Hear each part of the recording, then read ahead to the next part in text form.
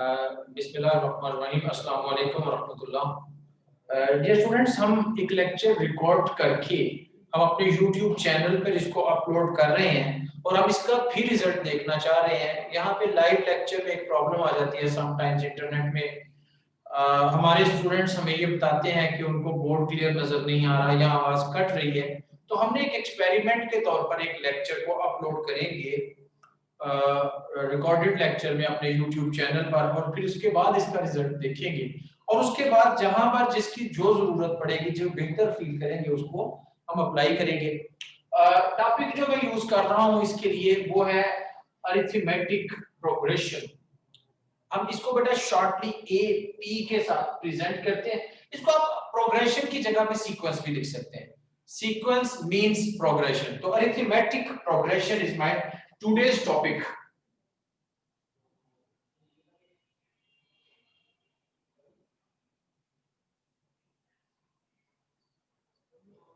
A sequence AN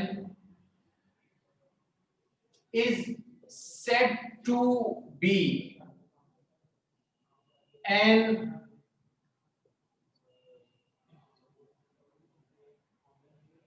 arithmetic sequence या progression. A sequence AN is said to be an arithmetic sequence या progression if कब बेटा AN plus 1 minus AN is equal to D. Same. For all n belongs to the set of natural numbers. Students, definition क्या है? कोई सी दो consecutive terms का difference same होना चाहिए। कोई सी दो, अगर हम n की जगह पे नेचुरल नंबर है ना, n की जगह पे अगर आप 1 पुट कर दें तो इसका मतलब है a2 minus a1। Second term में से फर्स्ट टर्म माइनस करेंगे तो जो रिजल्ट आएगा, इसी तरह थर्ड में से सेकंड, n की जगह पे 2 पुट करें तो थर्ड में से सेकंड, वही रिजल्ट होगा। अगर तमाम टर्म्स के दरमियान डिफरेंस एक जैसा हो तो हम ऐसी सीक्वेंस को अरिथमेटिक सीक्वेंस या फिर अरिथमेटिक प्रोग्रेशन कहेंगे। फॉर एग्जांपल 2 5, पहले और दूसरे के दरमियान जो हमने फर्क रखा वो 3 का है ना, तो आगे भी हम 3 का फर्क रखेंगे, फिर 3 के फर्क के साथ लिखेंगे and so on.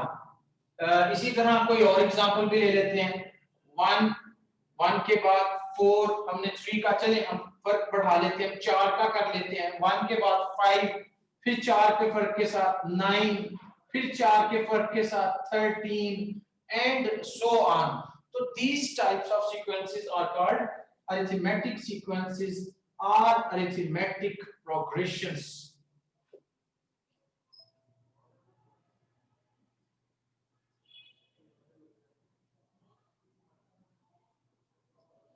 Arithmetic progression में nth टर्म या किसी भी जनरल टर्म को फाइंड करने के लिए वी हैव द फॉर्मूला, और वो होगा क्या? an is equal to a1 plus n minus 1 into d, where a1 is first term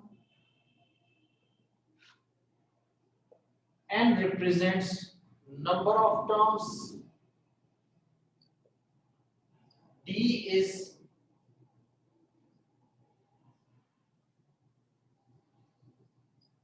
common difference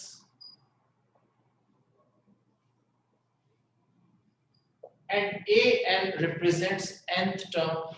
बच्चों a1 represents first term, n is the number of terms, d represent करेगा common difference को। कैसे find करोगे? आप second term में से first को minus कर लें या थर्ड में से सेकंड को एंड सो ऑन, कोई सी दो कंसेक्यूटिव टर्म्स का डिफरेंस ले लें और फिर nth टर्म को हम रिप्रेजेंट करते हैं an के साथ। अच्छा, मूव टू द टॉपिक, कुछ क्वेश्चन करते हैं। हमारे स्मार्ट सिलेबस के मुताबिक जो मेरे पास रिटन फॉर्म में जो क्वेश्चंस हैं, क्वेश्चन नंबर 2 में बाद में करवाऊंगा। I am starting it from question number 4।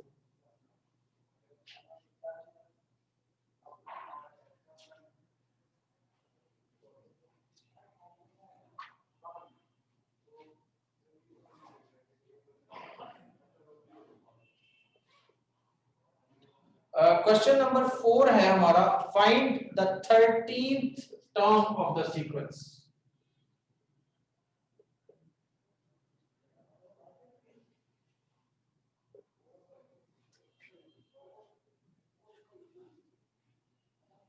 और क्या है हमारी सीक्वेंस? सीक्वेंस है x, फिर उसके बाद सेकंड टर्म है इसकी 1, 2 minus x and so on, and we have to find its 13th term.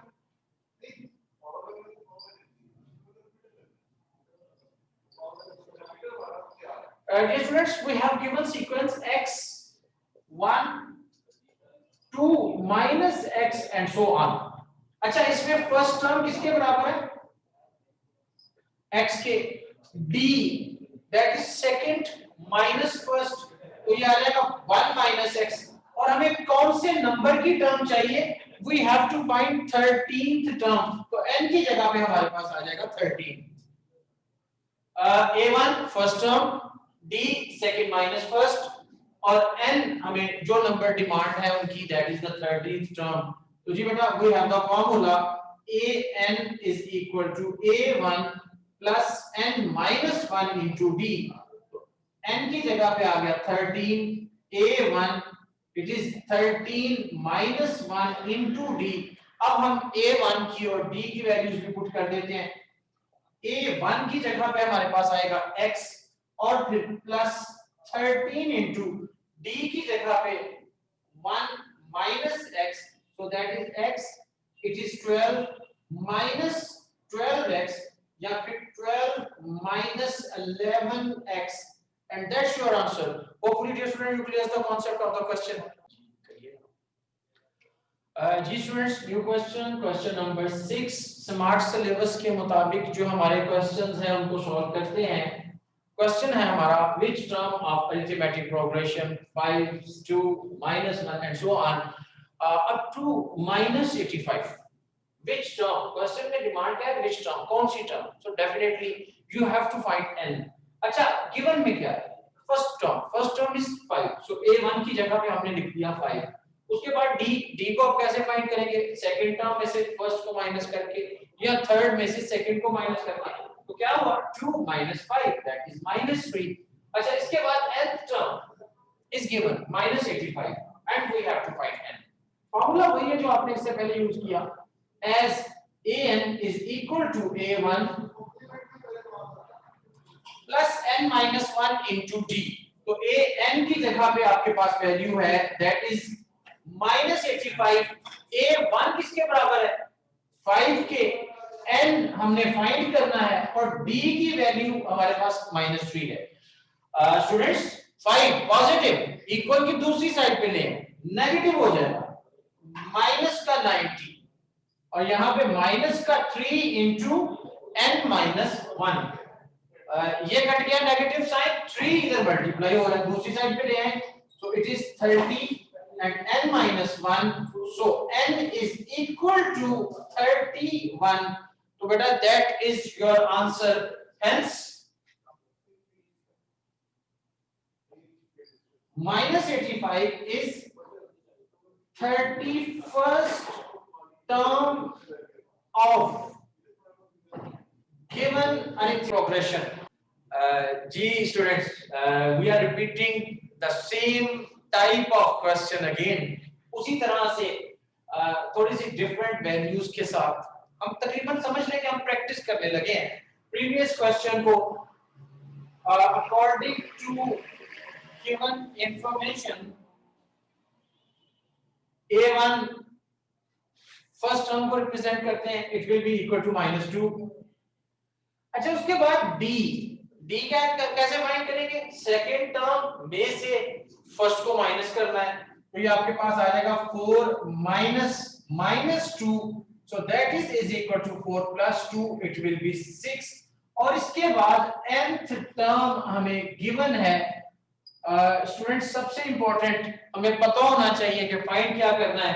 तो which term of the given arithmetic progression, कौन सी टर्म है, उसको हम n के साथ रिप्रेजेंट करते हैं। फार्मूला हमें पता है बेटा, as an is equal to a1 plus n minus 1 into d। तो a n की जगह पे 148, a1 की जगह पे माइनस का 2, n हमने फाइंड करना है और d की वैल्यू हमारे पास 6 है। तो ये 2 जो है इसको इक्वल के इधर ले आए, प्लस हो जाएगा। तो ये आपके पास आ जाएगा 150, so that is 6 into n minus 1। 50 को डिवाइड करें 25, it is n minus 1, so that is equal to 26। तो n की वैल्यू हमारे पास क्या आ गई 26। Final statement, hence 148 is 26th term of given arithmetic progression। मैं चूंकि इससे पहले क्वेश्चन में ये स्टेटमेंट लिख चुका हूं, so I am going to skip it. आप लोगों के लिए आप इसको खुद लिख लीजिएगा। बेटा क्वेश्चन नंबर 7 के बाद क्वेश्चन नंबर 8 में बिल्कुल सेम वही सारे का सारा प्रोसेस है जो क्वेश्चन नंबर 6 और क्वेश्चन नंबर 7 में है। क्वेश्चन नंबर 6 और क्वेश्चन नंबर 7 में आपको सीक्वेंसेस गिवन है और यहाँ पर आप लोगों को a1, an और d की डायरेक्ट वैल्यूज गिवन है, तो आप लोगों ने उसी तरह से n कैलकुलेट करना है। तो मैं आप लोगों के लिए इस क्वेश्चन को छोड़ता हूँ and I am solving question number 9 now. Question number 9 में हमारे पास nth term of the sequence arithmetic progression is given, that is 3n - 1 and we have to find arithmetic progression. अब हमें पता होना चाहिए कि अरिथमेटिक प्रोग्रेशन है क्या। हमने शुरू से यही किया कि बेटा हमने 4 टर्म्स, पहली 4 टर्म, जब कभी आपको अरिथमेटिक प्रोग्रेशन या कोई भी सीक्वेंस लिखने के लिए कहा जाएगा तो आप लोगों को पहली 4 टर्म्स लिखनी चाहिए। अच्छा, सम टाइम्स अगर 3 लिखी जाए तो कोई हर्ज नहीं होता, लेकिन एक स्टैंडर्ड यही है कि हम किसी भी सीक्वेंस को उसकी 4 टर्म्स के साथ लिखें। तो जी बेटा मुझे फर्स्ट 4 टर्म्स चाहिए। फर्स्ट टर्म के लिए I will put n = 1, second term के लिए आई विल पुट n = 2, फिर n की जगह पे 3 पुट करेंगे, n की जगह पे 4 पुट करेंगे, तो जो 4 रिजल्ट्स आ जाएंगे उनको उसी कॉमा के साथ तरतीब से लिख लेंगे। That will be our answer. Let's do it now.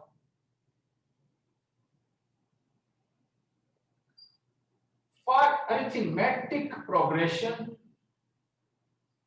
put n = 1, 2, 3, 4 and so on in 1। n की जगह पे 1, 2, 3, 4 and so on चलता जाएगा ना जी बेटा। सबसे पहले n की जगह पे 1 पुट करते हैं,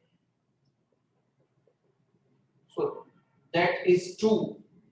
अब n की जगह पे 2 पुट करें, that is 3 into 2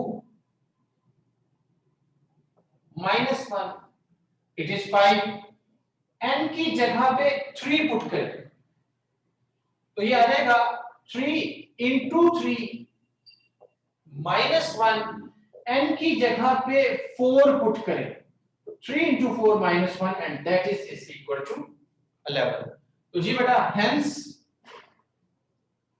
arithmetic progression is सबसे पहले पहली टर्म, फिर दूसरी, तीसरी, चौथी and so on. That's your answer, hopefully you clear it. जी डियर स्टूडेंट्स, क्वेश्चन नंबर 2 हमने इसको जरा थोड़ा सा लेट किया कि हम पहले अरिथमेटिक प्रोग्रेशन को प्रॉपर्ली अंडरस्टैंड कर लें कुछ क्वेश्चन सॉल्व करके। an - 3 is given is equal to 2n - 5 and we have to find nth term of arithmetic progression। an हमने फाइंड करना है। बच्चों an फाइंड करने के लिए एक तो मुझे a1 चाहिए। I want to find a1। वो कैसे हो सकता है, a1 कैसे फाइंड किया जा सकता है? Ultimately I have to put n is equal to 4, तभी हमारे पास a1 आएगा ना। तो a1 फाइंड करने के लिए मुझे n को 4 पुट करना पड़ेगा, इससे मुझे a1 का रिजल्ट मिल जाएगा। दूसरा मुझे रिजल्ट चाहिए d का, तो d के लिए मुझे दो कंसेक्यूटिव टर्म्स, a1 तो हम n की जगह पे 4 पुट करेंगे तो हमें a1 की वैल्यू मिल जाएगी। फिर सेकंड टर्म फाइंड करने के लिए मुझे n की जगह पे 2 पुट करना पड़ेगा। तो जी डियर स्टूडेंट्स,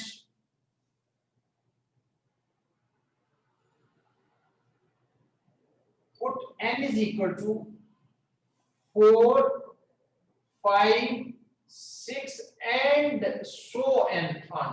मैं लिख देता हूं फॉर अरिथमेटिक प्रोग्रेशन। तो जी n की जगह पे सबसे पहले हम 4 पुट करते हैं, ये आपके पास क्या आ जाएगा A4 minus 3 is equal to 2 into 4 minus 5, so that is A1 is equal to 3. तो A1 की वैल्यू हमारे पास आ गई 3 के। अच्छा, उसके बाद हम 5 पुट करते हैं, तो ये आपके पास आ जाएगा 5 minus 3, तो that is 2 into 5 minus 5 A2, and that is equal to 10 minus 5, it will be equal to 5. Students, हमारे पास A1 की वैल्यू भी आ गई और AN की वैल्यू, A2 की वैल्यू भी आ गई। D के लिए क्या करेंगे? It is A2 second term minus first, so that is 5 minus 3, and that is equal to 2. अब आपके पास D की वैल्यू भी मौजूद है जी, as AN is equal to A1 plus N minus 1 into D, so this implies A1 की जगह पे 3 और D की जगह पे 2, so that is 2N minus 2 या फिर 2N plus 1 is your answer. Hopefully dear students, you clear the concept of the question. You can also solve the question alternatively. हमें यहाँ पे an चाहिए, यहाँ पे n minus 3 है, तो बेटा I am going to write replacing n by n plus 3 in 1, तो हम n की जगह पे n plus 3 रिप्लेस कर देते हैं, पुट कर देते हैं, तो ये आ गया n plus 3 minus 3। आप n की जगह पे क्या रिप्लेस कर रहे हैं? n plus 3, so ये बेटा कट गया, an is equal to 2n plus 6 minus 5, so that is equal to 2n plus 1। तो ये दोनों ही मेथड्स आप लोगों के लिए हैं, दोनों को यूज कर सकते हैं, जिससे चाहे क्वेश्चन को सॉल्व करें। डियर स्टूडेंट्स, मुझे उम्मीद है कि आपको मेरा आज का लेक्चर अच्छा लगा होगा। कल इंशाल्लाह इससे आगे जो रिमेनिंग पोर्शन है उसको दोबारा लाइव लेक्चर में ही आएंगे। मुझे अपने फीडबैक से जरूर आगाह कीजिएगा। कल तक के लिए अल्लाह हाफिज, थैंक यू वेरी मच।